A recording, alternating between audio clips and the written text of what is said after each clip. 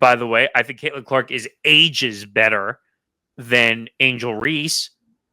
Angel Reese worked on her game. She's shooting threes. She's adding stuff to her game. But Caitlin Clark is like the LeBron James of the WNBA.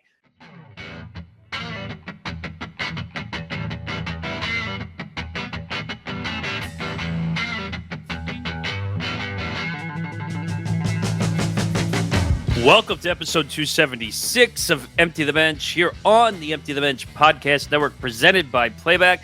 He's Anthony Balester. I'm Nick Morgasen. Follow us on social media for Empty the Bench at ETB Sports, Twitter, Instagram, TikTok at ETB Sports. Follow the Empty the Bench podcast network at ETB Network, Twitter, Instagram, TikTok.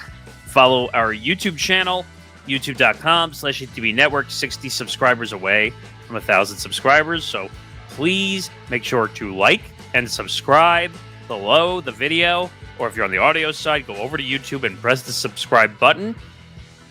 Make sure you check us out. Now, there's going to be a little change to this. We still are going to have a Substack, but a lot of the Substack stuff is going to be heading to Playback in June. I'll talk more about that down the road. So don't lose this link, but we're going to be doing some different things between Playback and Substack. And Empty the Bench is presented by Playback. Like I said, we've been doing the NBA playoffs. We did some baseball. We've been all over the gamut. WNBA came back. So we're doing a lot on there. So make sure you check us out, playback.tv/ETB network, to find out more and join our community. Okay.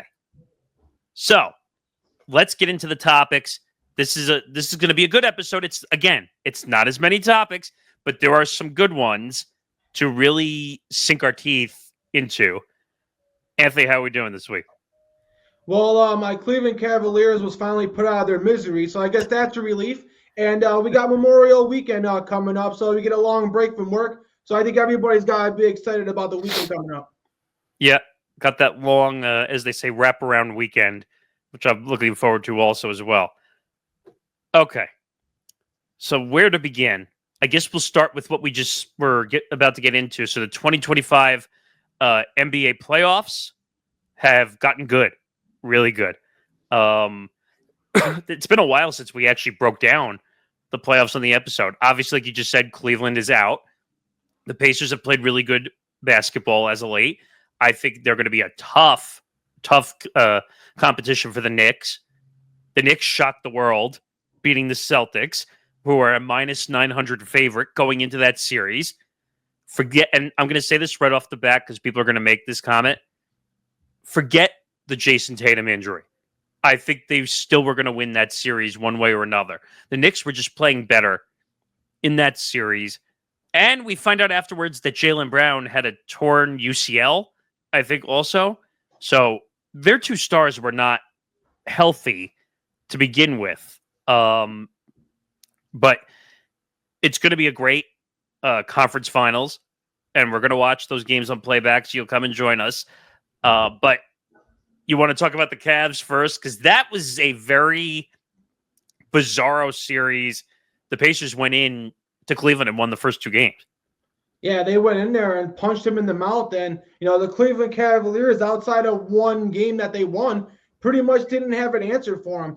The Pacers really wore them out, playing very good defensively and playing really good team basketball. And what the Pacers like to do is they really like to use their depth.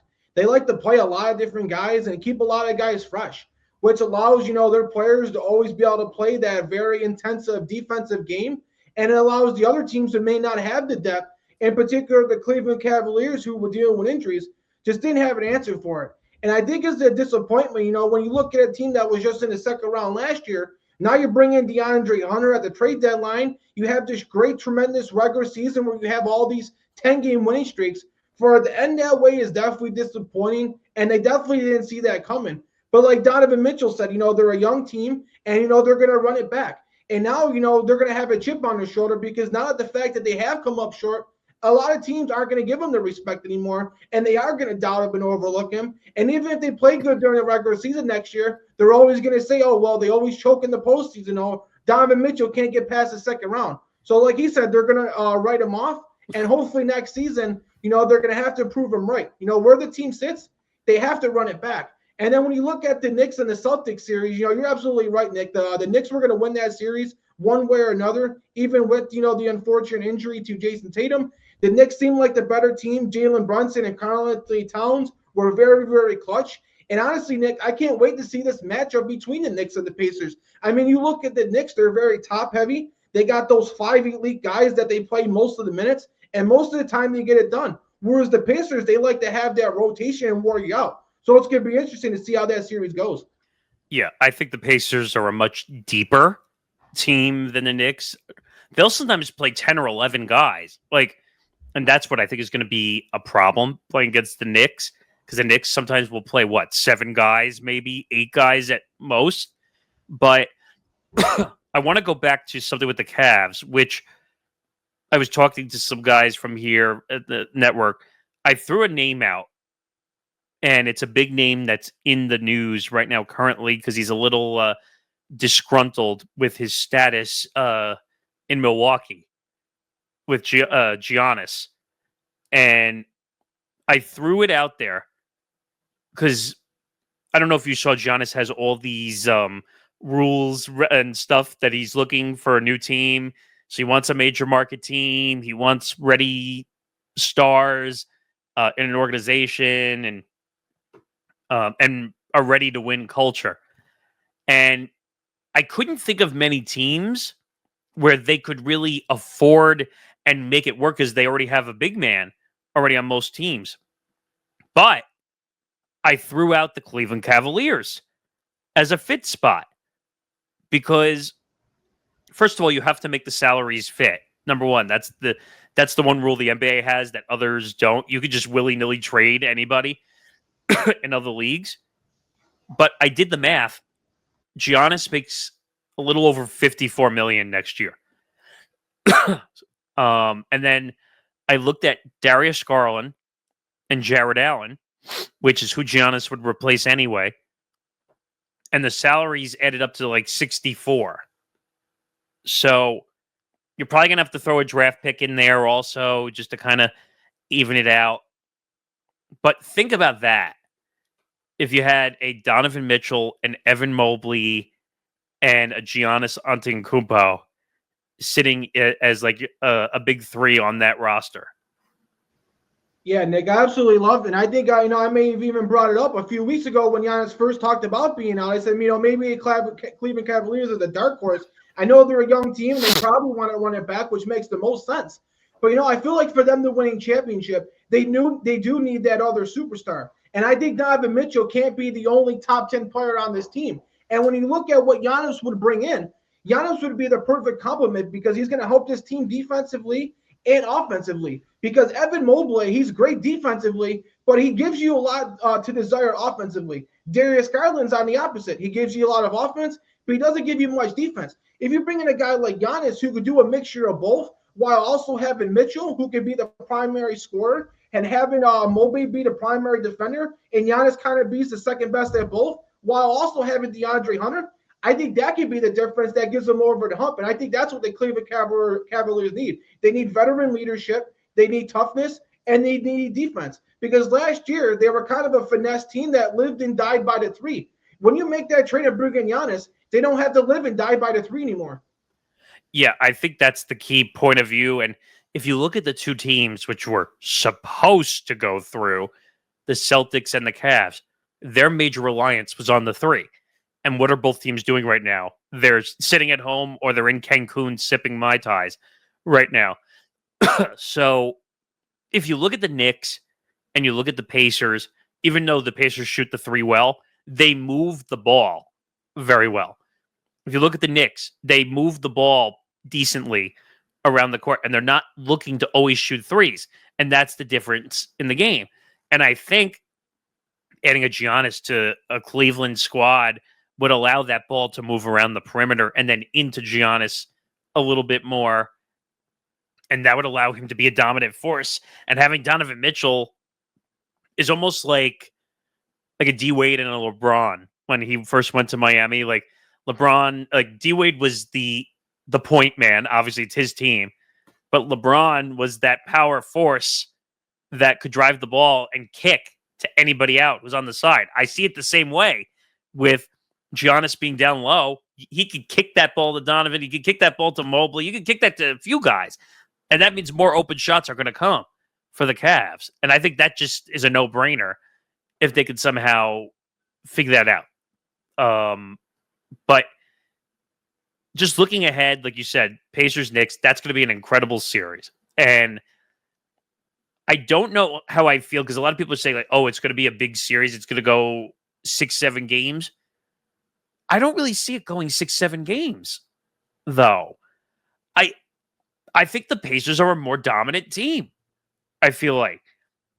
And the Knicks' weapons, they're fine, but I think Josh Allen's going to get a little exposed in this series. I think Mitchell Robinson's going to get exposed big time in this series. Miles McBride is great, but is he going to shoot the way he shot in the Celtics series? I doubt it. And then you have to hope Karl Anthony Towns doesn't get 3 fouls in the first half like he does in every game. So there's a lot of question marks. And for me, I really see this going 5 games. I think the Pacers win this in 5 games. People are going to say I'm ridiculous or I'm out of crazy, but prove to me where the Knicks can hold themselves up with that Pacers deep roster. Yeah, Nick, and while I may not see it going that way, but I can definitely understand your point. I mean, we're talking about a Pacers team who just beat a Cleveland Cavaliers team in 5 games, and this Cleveland Cavaliers team was supposed to be superior to the New York Knicks. So if the Pacers come out and play that same way, this can get ugly, and this can end, quickly. I do think just because of the way Jalen Brunson has played in clutch time and the way how Karl Anthony Towns, for the most part, when he doesn't get in foul trouble, has been able to play well and then get into contributions out of the other guys, I do think the Knicks can win 2 games. So I definitely see this going 6. And honestly, Nick, I feel like Jalen Brunson is really going to try to put this team on his shoulders. And I just got a gut feeling that, the way everything's been going, it seems like it might be the Knicks' year. Maybe not to win the championship, but maybe you get back to the NBA Finals like they did back in 1999. So, I may disagree with you, Nick, and maybe it's because I'm a little upset about what the Pacers did. But honestly, Nick, I think the Knicks are going to win in 7 games. I may look stupid, but wow. I just think Jalen Brunson and Karl Anthony Towns are going to figure out a way to win this in 7. They'll have to grind it out, and it's going to be tough. There's going to be times where it seems like it's going to lose, but I think this is going to be a back-and-forth series. I also see this as a series where whoever blinks at home first, meaning whichever road team wins first, could really turn this series on its head. Now, the Knicks being the higher seed, they have the home court in the series. So if you're the Knicks, you better win your home games, number one, because if you give away a home game early, I think you're screwed. And the Pacers are one of the better home teams in the NBA. And in the playoffs, they've won like almost every game at home, except for I think the Cavs beat them 1 game in this series. So, but they're a really good home team. And by the way, can we put all the Tyrese Halliburton bullshit to rest, where he was voted the most overrated player by the players in the NBA, which is the most absurd thing I ever heard. I think in the NBA this year alone, he was the best clutch shooter in the last 2 minutes or less of an NBA game, right? Yeah, and did you also hear what Stephen A. Smith said? He said, yeah, Tyrese Halliburton's great, but Jalen Brunson's a superstar and Tyrese Halliburton's not. I think that's false. Even if you think Jalen Brunson's a slightly better player, to say one of them is a superstar and the other one was not is completely asinine, especially when you add to the fact that this is Tyrese Halliburton's 2nd time taking the Pacers to the conference championship. I think they're both superstars, so to say Halliburton's not is going to add fuel to the fire for him.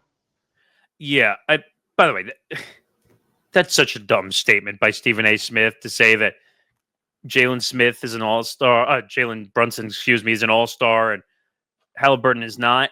First of all, this whole classification in every sport about being an all-star, just for an all-star game purpose, that's what makes you an all-star. That's ridiculous, number one.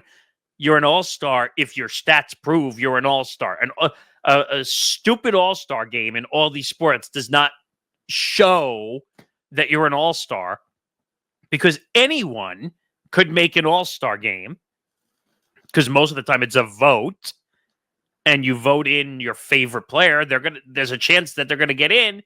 And then on top of that, excuse me, when you look at all the sports today, what happens right before the All-Star game? Oh, I'm sitting out. I'm not playing.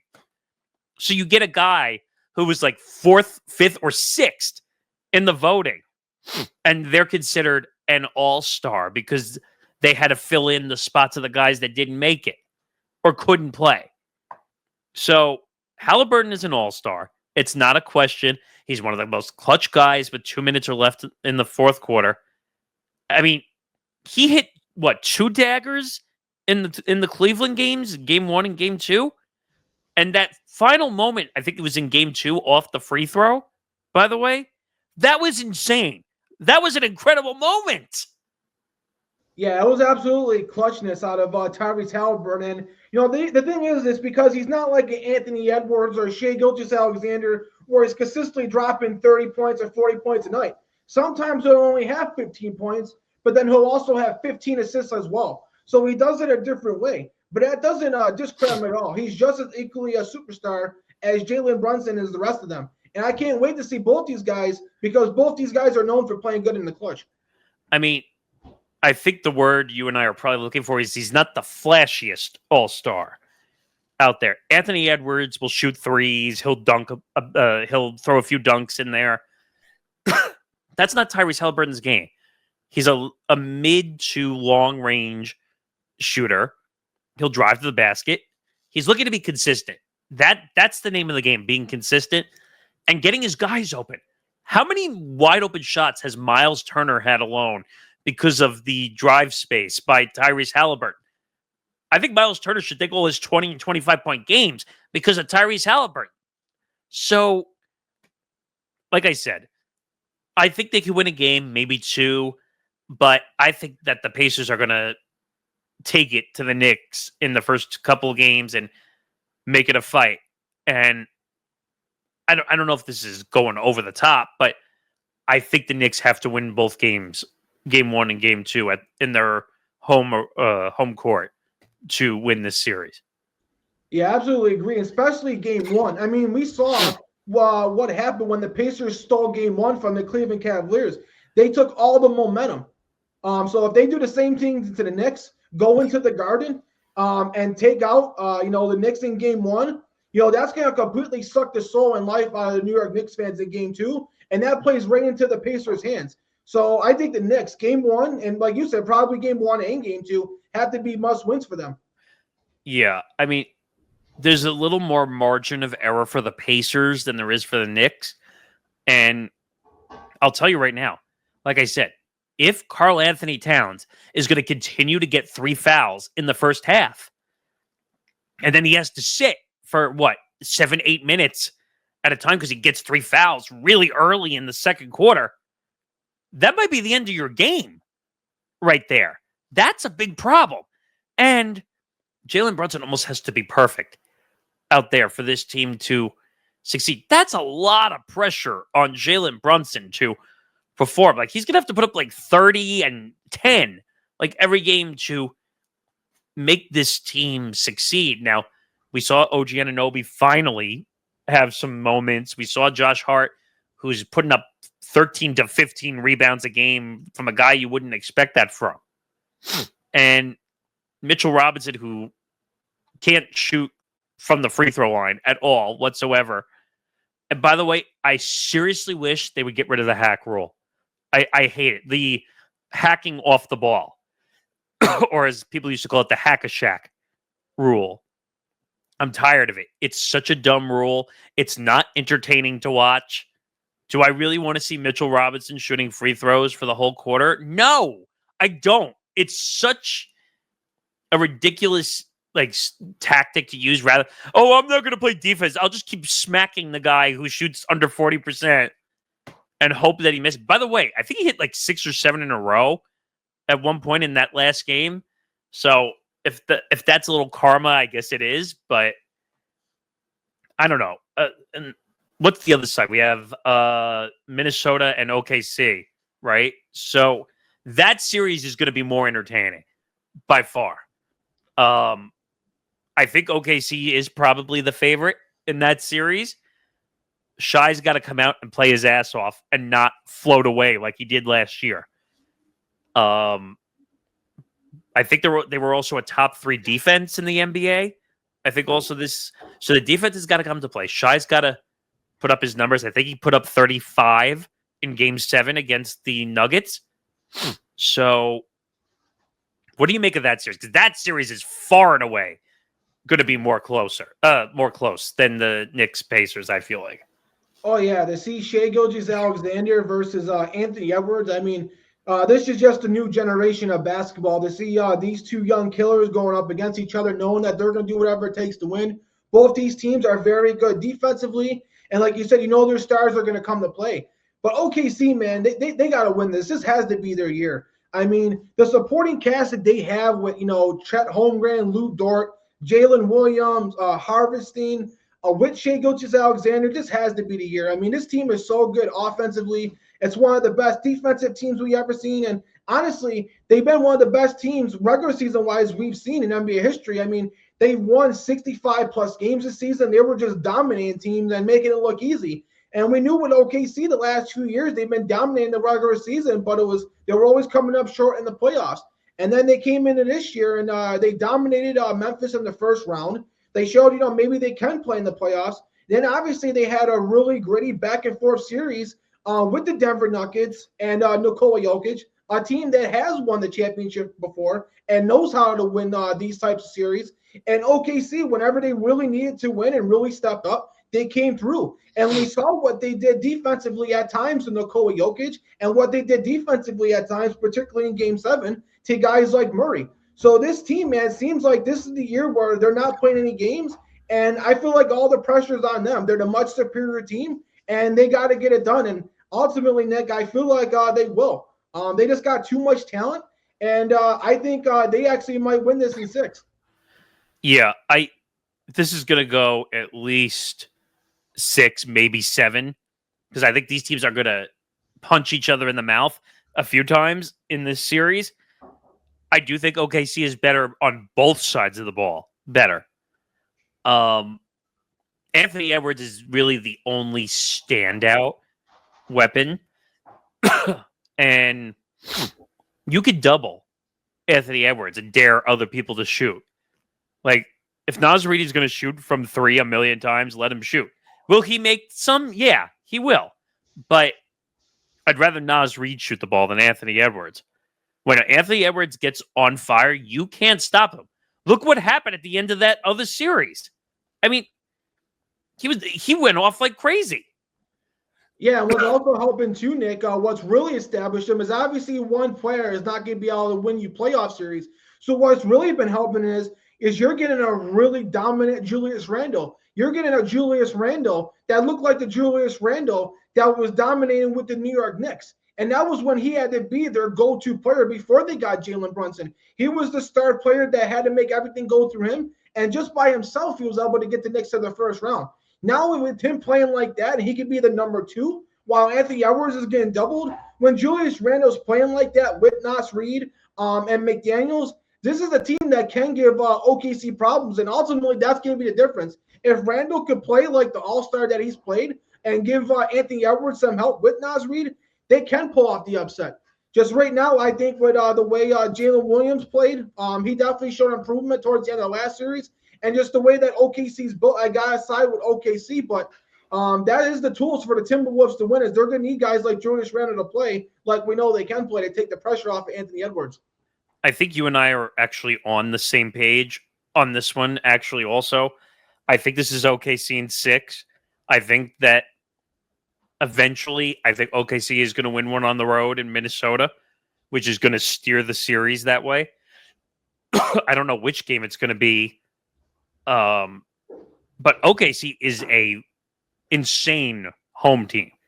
Like, excuse me, if you saw the way the white and blue out that they had at those fans are some of the best in the NBA, I feel like. And if Shai comes out and plays like Shai does, I just don't see Minnesota winning this series at all because he's a tough guy to stop, whether it's shooting from range, whether it's driver to the hoop. They also have, we talked about kick out options before. OKC has a ton of kick out options that can shoot from long range. That is a dangerous combination to have a guy like Shai who could drive to the hoop and kick to 3 or 4 different options on the court for long range. And Minnesota does struggle defensively from time to time.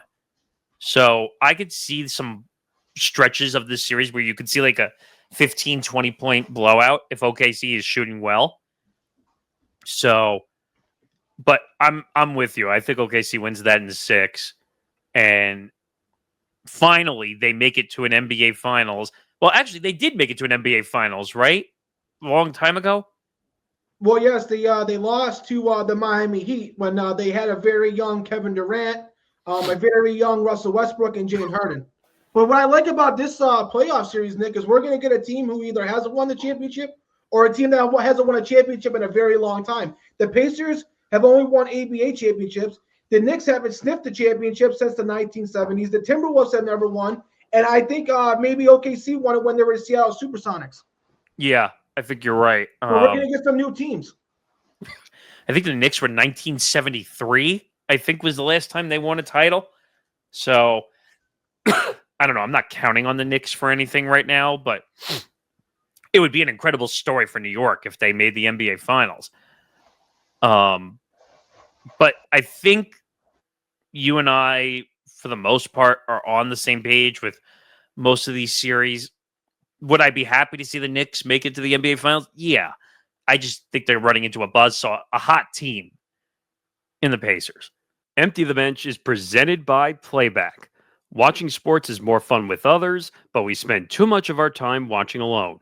Playback is a virtual space where communities can stream live sports together with everyone perfectly synced up. Creators can hop on stage, deliver their own play-by-play analysis and commentary, and invite viewers up for Q&A. Playback makes watching sports fully interactive and a social experience, from playing fantasy sports, repping your favorite players and teams, and watching with the commentators and communities you care about. Win or lose, sports are best enjoyed together. Join our community by going to playback.tv/ETB network to find out more, including our live stream schedule. And now back to the show. Let's talk about a ridiculous contract. So Brock Purdy gets $265 million. I think it's a 5-year deal. My mouth almost literally hit the ground. He should not have been given this contract, in my opinion. Isaiah, who's on our network, he's a 49ers fan. He says this was a steal of a deal. I don't know if I agree with that by any means. But they needed to bring their quarterback back. But this shocked me. The number shocked me. Not that he's back, but what do you make of this obscene number? Yeah, I would say I'm split down the middle. I don't think it's an outrageous contract, but I also don't think it's a steal by any means. He honestly got exactly what the going rate is for quarterbacks. I mean, if you look at what he's get on an annual per year basis, he's going to be around the $53 million mark. I mean, that's right around where Tua Tagovailoa was getting paid. You got guys like Jordan Love and Trevor Lawrence making about $55 million a year. So for a guy who, came in, wasn't really making a lot, you got to factor in that this team had him at a discount for 4 years, basically making pennies on the dollar. He took this team to multiple conference championships, got their team in an overtime and a player or two away from winning the Super Bowl. So you got to reward them when you got quarterbacks who make the playoffs once or twice, or even a quarterback who makes the playoffs and has no playoff wins, getting $50 or so million like Justin Herbert and other guys. You got to give Brock Purdy the money. I think what shocked me, Nick, was not so, the annual money. I thought, when we talked about this, I said he had to be somewhere between 45 to 55 million, and he was closer to 55 at 53. But what stood out was definitely the total money, the 265 and being 5 years, and then the guaranteed money as well. I thought he'd get 53 million, but I thought they would maybe only give him a 3 or 4 year contract. I didn't think they would make it this long and give him this amount of money. Because of the length of this contract, this obviously shows that Brock Purdy is going to have some serious pressure on him. And as the years wear on, they're going to lose more and more players, and he's going to have to shoulder more of the pressure and more of the load. That's why they made the moves to afford this contract, like getting rid of Deebo Samuel. So now we have to see, is Brock Purdy the guy that can uplift players? We've seen, when everything's right around him, he can win you games and potentially win a Super Bowl. But now can you win your playoff games when everything isn't going right? When you don't have the perfect offensive line, when you don't have the perfect defense. And that's another thing. The 49ers lost a lot of defensive players and had to go really young on that side of the ball. So hopefully they can hit on a lot of their young guys. But overall, Nick, like I said, you had to pay them. You had no other option. The NFL is a tough spot with quarterbacks. You got a lot of quarterbacks that may not be Joe Burrow or Josh Allen, but they're good enough to where you have to pay them, and you're not going to be able to find anybody better. So he definitely deserves $53 million per year, but I don't know about 5 years and all that guaranteed money. Yeah, that's what scared me here. The 5 years, $265 million. So he made a championship game. First of all, the reason they made the championship game was because of McCaffrey and Deebo. Don't get me wrong, Brock Purdy made the throws, but if he doesn't have the weapons, Brock Purdy is not making a championship game. Sorry, he's just not. And 49ers fans, throw whatever you want at me. I don't care. But Brock Purdy is not a good quarterback. I just don't. Everyone is putting him in the upper echelons. I heard some people say, he's going to be the next generational Tom Brady, which almost drove me off the road when I heard it. And I was like, what the hell is wrong with people? Brock Purdy is, I'm trying to think, maybe he's like a B-, C+ quarterback without all these weapons? Is that too far of a stretch? No, I agree with you. I think he's not a top 10 quarterback probably, but he's just right on the outside. Maybe, between the 11th and 15th quarterback. And what scares me, Nick, is, when you look at contracts like what Daniel Jones got a few years ago, what Geno Smith got, because there were 2-3 year deals, if anything goes wrong where you decide, maybe this guy wasn't worth that contract, you can still get out of it in 2-3 years. This is the type of contract where if Brock Purdy can't win without everything being perfect around him, you're stuck with him for 3-4 years. There's no way out of this contract. Yeah, that's the scary part.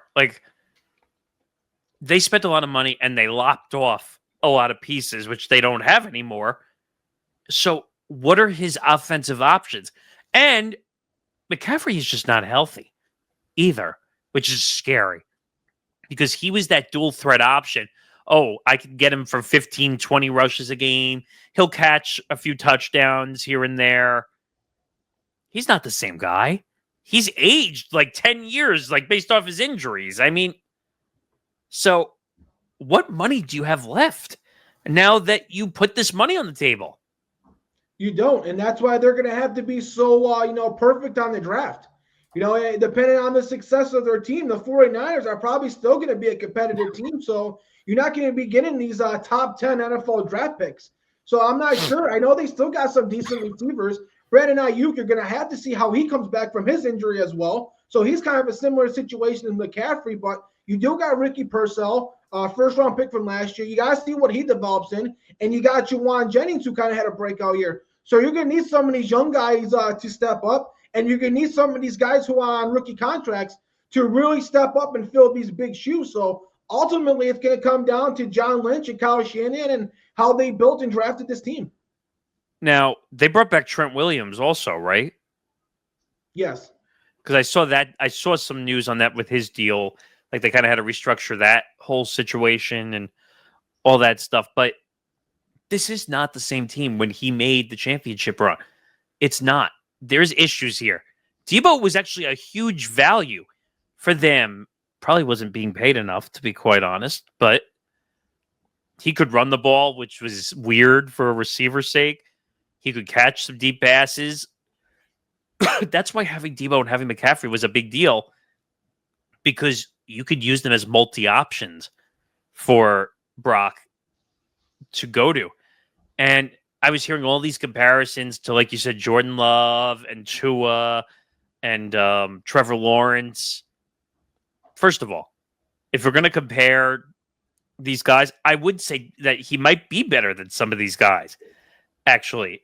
I think he's better than Trevor Lawrence. Trevor Lawrence has been a bust since he signed that contract. Now, I'm not blaming him for that whole situation, but he just has not been good, and he's overpaid. I think he's making more than Purdy, right? Yeah, he's at 55 a year. The other person that was mentioned was Tua being compared to Purdy. Now, that one is tough because I think he led the league in throwing yards, I think. Yeah, he's always been up there in quarterback rating, but he's a guy who consistently is great in warm weather. But then when you get to the later season into the playoffs, he does come up short. And he's a guy who does have great players around him with the two great receivers he has. So I think you could definitely make an argument that Brock Purdy has to get the same, if not more, than Tua. And that's where I was going at. I think Purdy is better than Tua currently. Because Tua's had all the concussion issues, and should he really be playing in the league anymore? That's a debate for another day. Trevor Lawrence has been an absolute bust. Just for the amount of money that they're paying, he's just not worth anything else. Now, I had some people telling me that they think that Brock is better than Jordan Love. That's where I kind of drew the line a little. I think Jordan Love has way more potential than Brock Purdy. But again, he's had injuries, and quite a few injuries. I don't know, but the only guy that I'm willing to say that is untouchable to Brock Purdy is Mr. Bill over there. He's the only quarterback. Josh Allen is the only one I'm saying he's not willing or shouldn't be put up against. But you really could put him up against like a Joe Burrow and others, because Joe Burrow has had his moments of not glory, to be quite honest. Where do you see him, Brock, on like the list of all the quarterbacks in the league currently? Well, you always got the big four, Mahomes, Allen, Burrow, and Lamar. Those are the top four. Jalen Hurts, who just won the Super Bowl, you got to put him up there. I like what C.J. Stroud has done early on in his career, even though he's a rookie. I really like what Jaden Daniels was able to do, lifting up the Washington Commanders. But pretty much, Dick. And then you got Matthew Stafford, probably him as well, who does have a Super Bowl ring. So pretty much outside of those guys, you can make an argument with Brock Purdy for any other quarterback once you get past those 7 or 8 guys. What about Goff? I probably got to put Goff ahead of him. Goff's been to the Super Bowl. He has one playoff game, so I probably put Goff ahead of him. So you would say it's probably about 7 or 8 quarterbacks? Yeah, he's probably right around, like I said, like lower at the end of the bottom of the top 10. Which is not bad in the NFL to be in the top 10 of quarterbacks. And I think that's part of the reason why he got paid, because it's not like he's a slouch. It's not like he can't do anything. It's where he got drafted mostly is why people are pissed off at the amount of money he got paid. Dak's making 60. The whole Dak thing, I think, is a huge outlier in a sense because it's the Dallas Cowboys. And Dak took them for a ride a little bit on that contract. And they had a restructure since, didn't they? Because they restructured it this offseason. Yeah, because they knew they overpaid. How about them Cowboys? Let me pay Dak $60 million a year. How's that working out for you right now? He got hurt. That contract is going to be a bust for as long as Jerry's around and Dak is quarterback. But I don't know. Am I completely 100% surprised by this? No. But it's a lot of money. And will the 49ers regret it down the line? That's the big question. All right. Let's move on here. This is the topic I like this week. We head over to the WNBA to talk about, again, Caitlin Clark versus Angel Reese. And people are probably wondering, all right, they're talking about the two names again. They got into another fight. Caitlin Clark commits a hard foul against Angel Reese. Angel Reese gets upset. Then it becomes a whole thing. And I don't know if you saw the whole hate speech comments that came out also. And by the way, the WNBA, after taking 2 steps forward, getting all this great positive momentum, took a step backward. because now they're doing all this investigation into stuff that wasn't even caught on camera or recorded on audio. So how the heck can you investigate something if you have no proof of it being out there? So they played each other. I think it was this past weekend, right? The Fever and the Sky played at like 3:30 Eastern on ABC, which shocked me that was a prime time game. But these are the two big names. They're going to constantly put them together. I think it's a one-sided fight, by the way. I think Caitlin Clark is ages better than Angel Reese. Angel Reese worked on her game. She's shooting threes. She's adding stuff to her game. But Caitlin Clark is like the LeBron James of the WNBA right now, currently, just owning it, scoring, triple-double on opening night. I mean, what do you make of this whole thing? Yeah, first thing I definitely want to say, I know there was rumors about, the hate speech that was coming out of the fans. If that's true, obviously there's no business or room for that in the WNBA, so we definitely don't want to condone that. And hopefully, if there were some fans doing that, hopefully they get their tickets revoked, and hopefully they get a ban from going to future games. I honestly, and just in terms of the basketball part of it, I love this rivalry, Nick. And we saw with the NBA. What made the NBA really flourish and become, the big sport was the Magic Johnson and Larry Bird rivalry.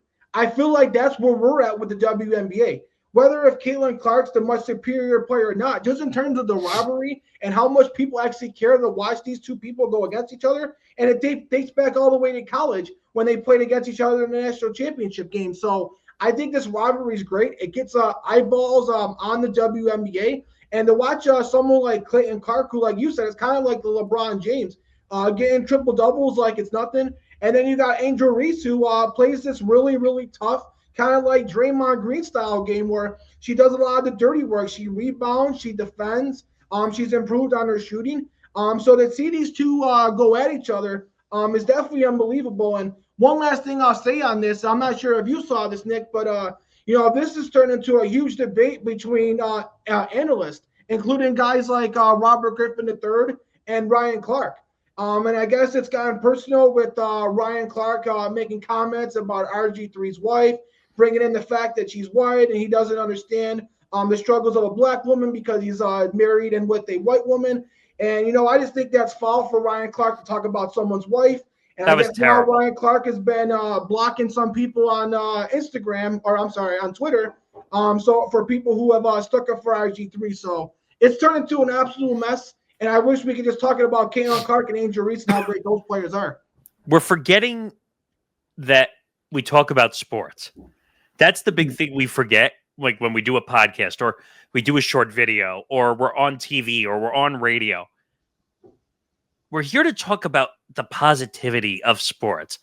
Let me be 100% frank. There's going to be stories that we talk about where people say dumb things and we're going to address them. But Ryan Clark, I think how many times have we talked about Ryan Clark on this show for some of the obscene comments that he's made?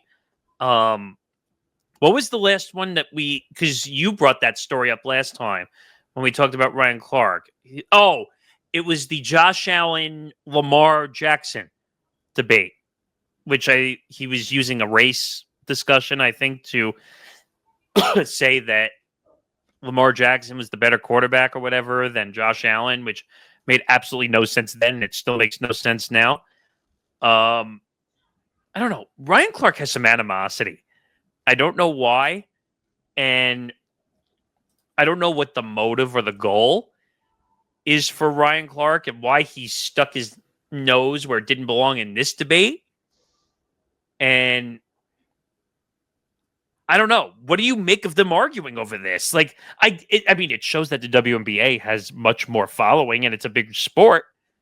But this is such a silly argument. It really is. I guess it doesn't surprise me, Nick, because it's like this monthly thing where Ryan Clark's got a new thing to talk about, and like you said, I'm not sure what animosity or what Ryan Clark is trying to do.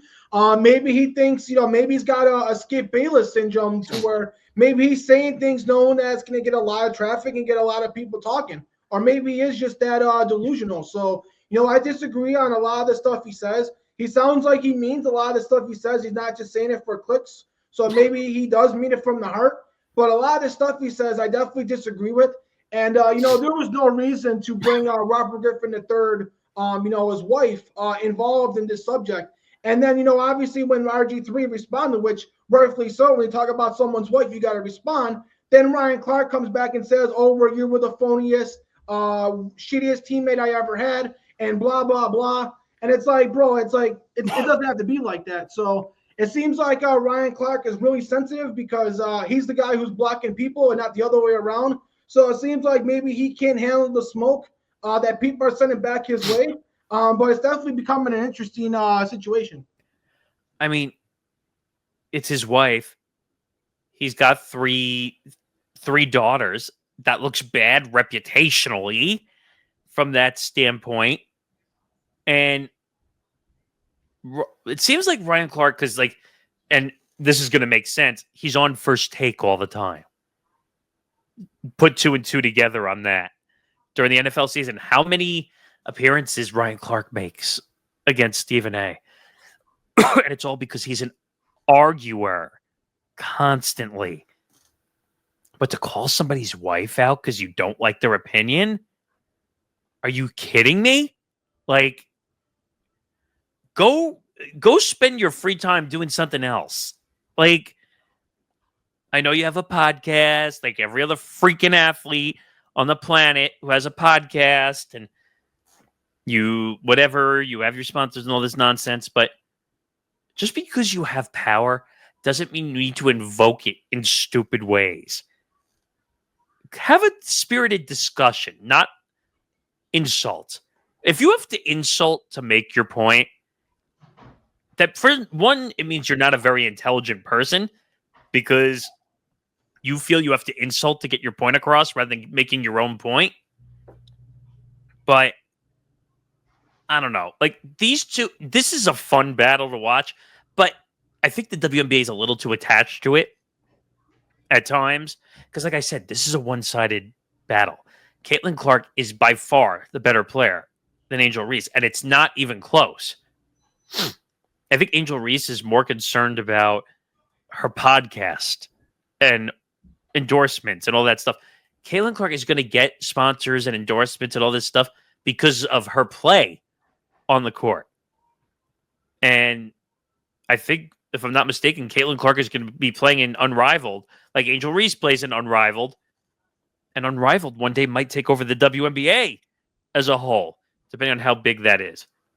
But it makes me upset because we're not focused. I said this before. We're not focused on the game. We're not focusing on, well, look, the WNBA numbers have skyrocketed since 3-4 years ago. The WNBA just got $2.2 billion in TV rights deals and digital deals. They're going to be on Amazon. Like, we're focusing on the wrong thing. Seriously. Yeah, and a lot of that popularity has to do with this rival, and more in particular, the popularity of Caitlin Clark. So, I don't know. Ryan Clark and RG3, what's next? Are they going to go down a dark alley and start like beating each other up? I mean, like that's what I feel like. Like they're just gonna. What's that dumb saying? You showed up to a gunfight with a knife. I mean, like. That's what this feels like. I'm not condoning violence. Let me be very clear about that, number one. I'm just making a reference because that's the way these two are acting. Like they're showing up defenseless and they're just going to start like throwing jabs at one another. The only thing that would be missing is Stephen A. Smith as a referee to kind of play in between of it, in between. So I'll leave that one there. Some quick stuff to go through. Jose Alvarado, the Phillies closer, suspended 80 games for PED. This is not the first PED violation this year. Jerickson Profar, the Braves, The outfielder had a PED violation. But here's the weird thing about this one. I don't know if you looked up how he got his or how he tested for the violation. Did you see or no? No, I didn't get to see. I know he did test for PEDs. So it came up as a high level of HGH, which is a big thing in baseball because HGH is, I think, a faster recovery time if you have more HGH. Apparently, it was from a weight loss pill. They won't say what it is. They don't know which one it is. But really, a weight loss pill? I mean, I'm not surprised. Like, I know there's been stories, in like the boxing and MMA world where there's been guys in Mexico who have tested positive for PEDs, and it came from them just eating a bad piece of meat from a bad restaurant, or sometimes you don't know what you're getting, and sometimes you do put stuff in your body from certain places that you're not expecting to have banned substances in it. So maybe that is the case, but weight loss supplement doesn't sound like it was something by mistake. But so Phillies GM Dave Dombrowski, who's been around the game for a very long time, he was the Marlins GM back in the day when they won in 2003. He was the Red Sox GM. He's a veteran GM.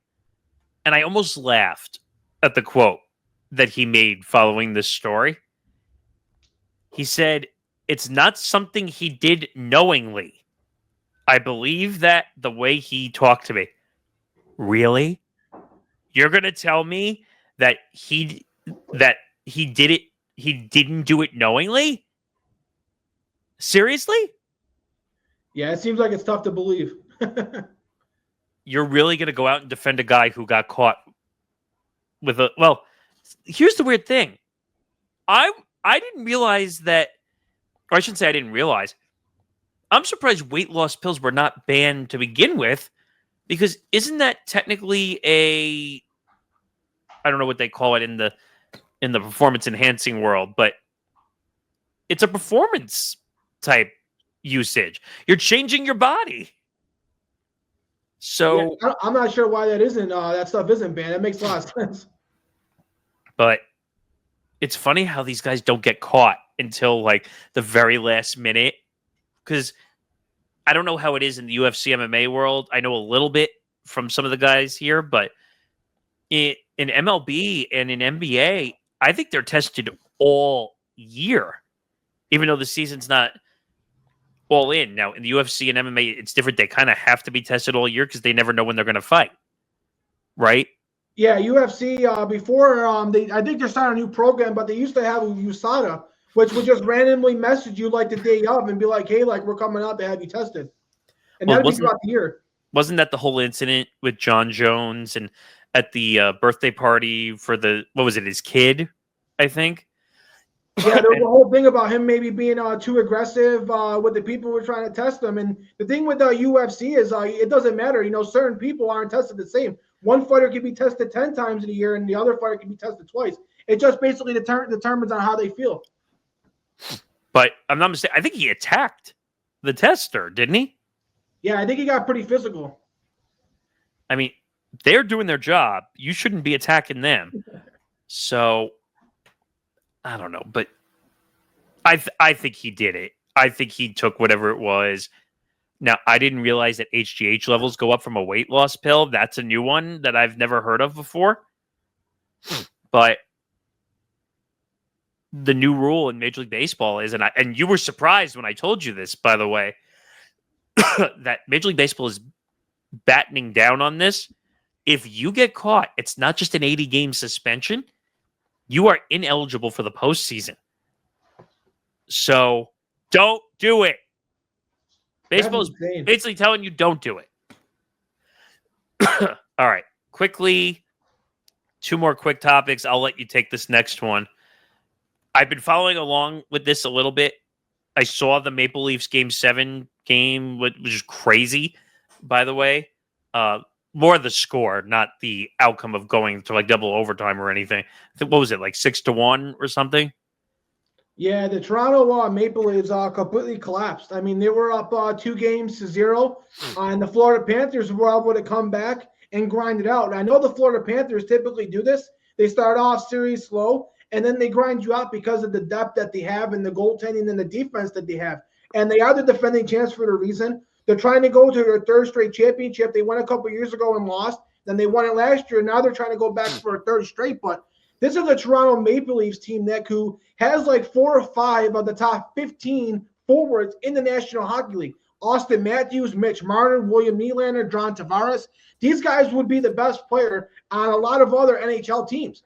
And this was a team that's been searching for defensive goaltending, and this was the year that they had it. They had terrific goaltending, and they were one of the top 10 defensive teams. So this was supposed to be the year that they were finally supposed to get past the second round. Now, I know they were going against the Florida Panthers, who are probably the best team in the Eastern Conference. So technically, you can make an argument maybe they were the second best team. They just unfortunately went up against the best team before the conference finals.